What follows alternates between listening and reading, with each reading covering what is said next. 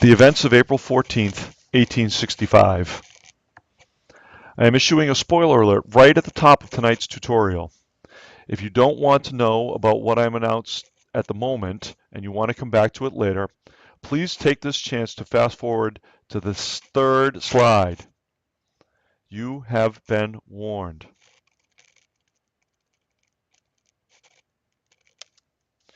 For those of you that are still here, on the night of April 14th, 1865, less than a week after Confederate General Robert E. Lee surrendered to Ulysses S. Grant at Appomattox Courthouse, Virginia, John Wilkes Booth shot Abraham Lincoln in the head as Lincoln attended Ford's Theater to watch the British comedy Our American Cousin.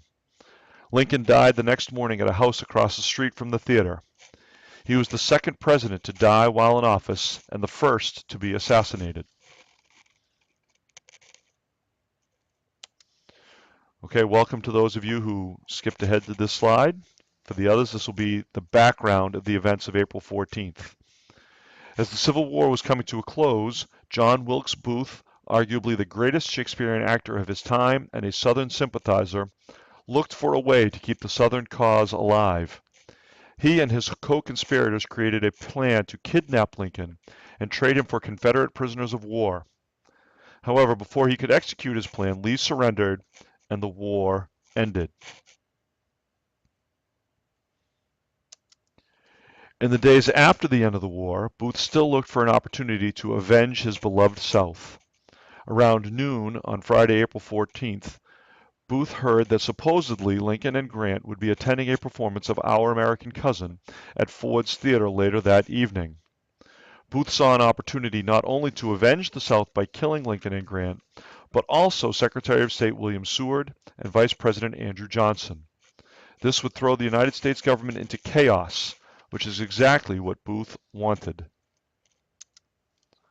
Unfortunately for Booth, Grant did not join Lincoln at Ford's Theater that night, but this didn't stop him from going after Lincoln.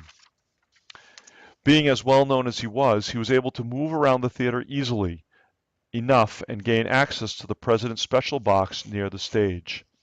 He walked into the outer room, barred the door from the inside, and prepared to slip inside the theater box. Knowing the play as well as he did, he waited for the precise moment at which the audience laughed the loudest and shot Lincoln in the back of the head. The bullet bounced around his brain, never leaving his body and settling behind his right eye. He would die the next morning. After the shooting, Booth needed to escape. He jumped the 12 feet from the box to the stage, catching his riding spur on the flag in front of the box and injuring his left foot. As he stood on the stage in front of a stunned and frozen crowd, he yelled, "Sic semper tyrannis," which means "thus always to tyrants," and was the state motto of Virginia from the days of the Revolution.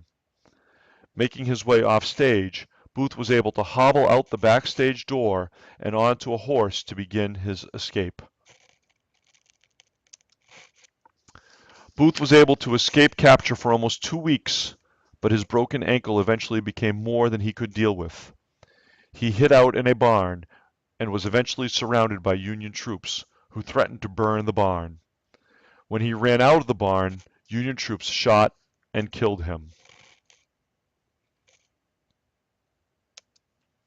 While Booth may have been able to carry out his plans of avenging the South, he may have made the ability for the South to come back into the Union more difficult, as he took out the one person who had the strength of character to stand up to the radical Republicans and prevent them from punishing the South for their actions in the Civil War and their treatment of African Americans.